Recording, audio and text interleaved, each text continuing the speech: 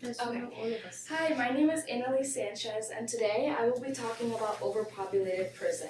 So I know that this subject might not be very known, or not many people may know about overpopulated prisons, but a few of the things that I will be going over today is the difference between jail and prison, because that does play a big role in overpopulated prisons and what the difference is between the systems. Something else I'll be going over as well is other consequences to crimes. Instead of prison, there are multiple different opportunities and things like that instead of going straight to prison.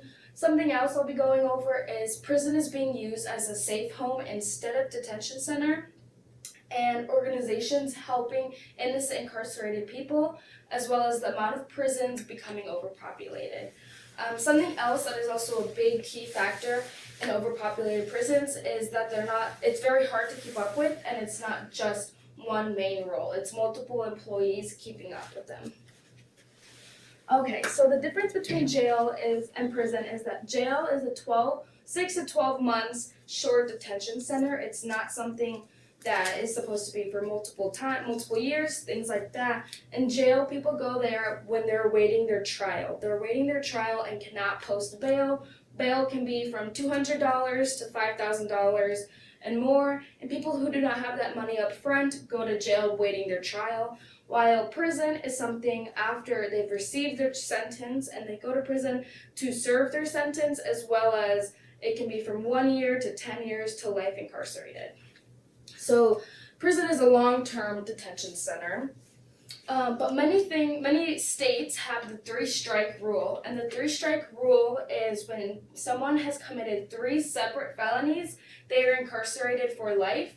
That can range from a majority of different felonies, from stealing, vandalism, and things like that. Those type of crimes can be considered life sentence altogether. Other solutions that kind of play a role in getting a sentence to prison is the judges, the fines, and the time. A few reasons why people choose to go to prison is because, first, judges can give them the opportunity to decide between community service hours or paying a fine, and if they cannot do either of those, then they will go to prison depending on the type of crime they committed. Not many of them can pay the fine, and many of them are trying to work and keep up with day to day, so they don't have the time to do the community service. And if they can't do either, then they go to prison. Something else that is also impacting our prison overpopulation is a safe haven. Safe haven, many of homeless people are using jail or prison as escape to get off the streets. They don't have a home, shelter, food, anything like that, medical resources they don't have, so then they commit a crime to get sent to prison for that purpose, so that they are given those resources.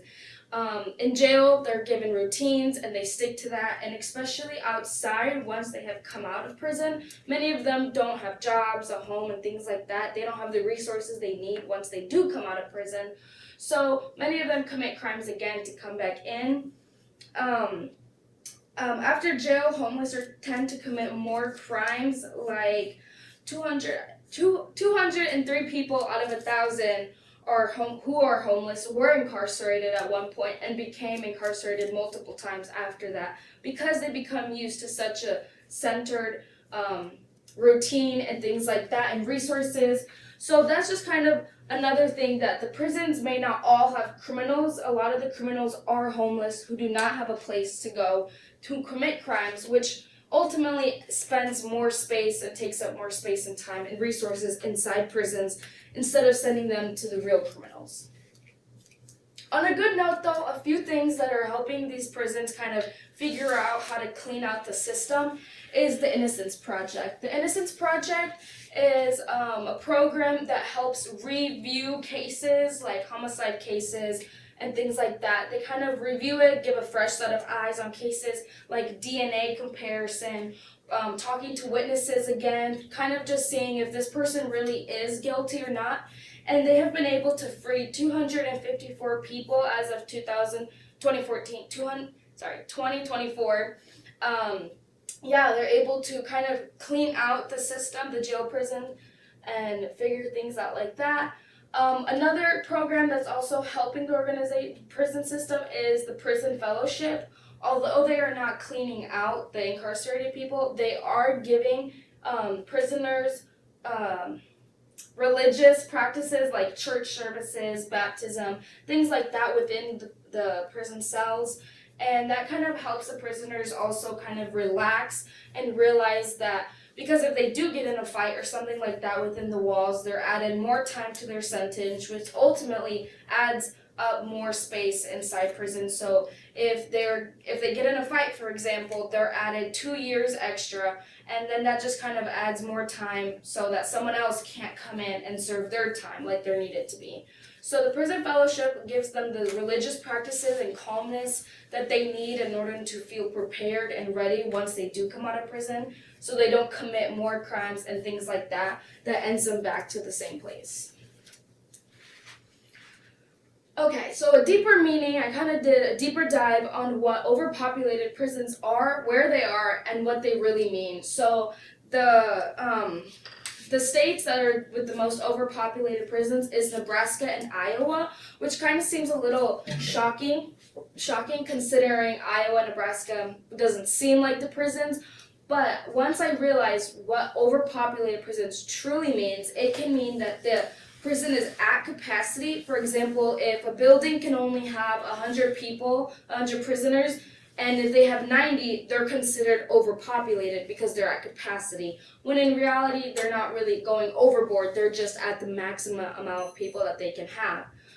Something else that could also mean overpopulated is like actually going over the state regulations and the state capacity. But then once I realized why are these prisons, especially Iowa and Nebraska, becoming more populated and overpopulated prisons, when the bigger cities like California, New York, Florida doesn't seem like they would be overpopulated So something that kind of made me do a deeper dive is that the bigger cities redirect people to jail instead of prison. They redirect them to jail by giving them probation, house arrest, community services, things like that, so that they're able to control the flow of who's going in and out of the systems. And something else to also keep in mind when people talk about overpopulated prisons is keeping up with the inmates. If there's not enough employees, with considering the amount of inmates they're coming in, then they're kind of slowing down and the inmates are overall taking over the prison. So, something else to just kind of add in mind is that there's not just prison guards and things like that. There's the cafeteria people, the cleaning people, and things like that kind of help keep up with the maintenance of the prison. And it's not just all the inmates. The average salary for employees in the prison is $53,000 per year. And many prisons have been trying to up the salary in order to bring in more employees and more attraction to these jobs in order to keep up with the prison, so that way they can kind of help control the system as well.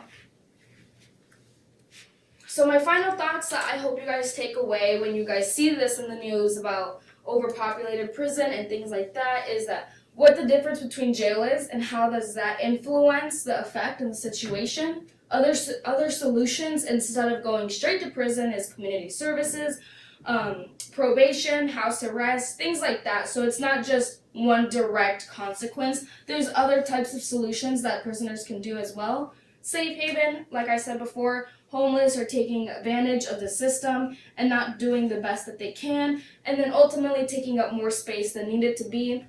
On a bright note, organizations though are helping out, trying to clean out the innocent people that are incarcerated. And then is it actually overpopulated or is it just considered at capacity? So kind of keep that in mind when you see that in the news, that is it really at capacity, overpopulated? And keeping up with the inmates, it's not just the inmates and prison guards. There's a lot more employees that play a factor in the buildings as well and in the system. So thank you for watching and paying attention, and I hope that you guys can take these thoughts away next time you see this in the news and have more information about such a serious topic in our system.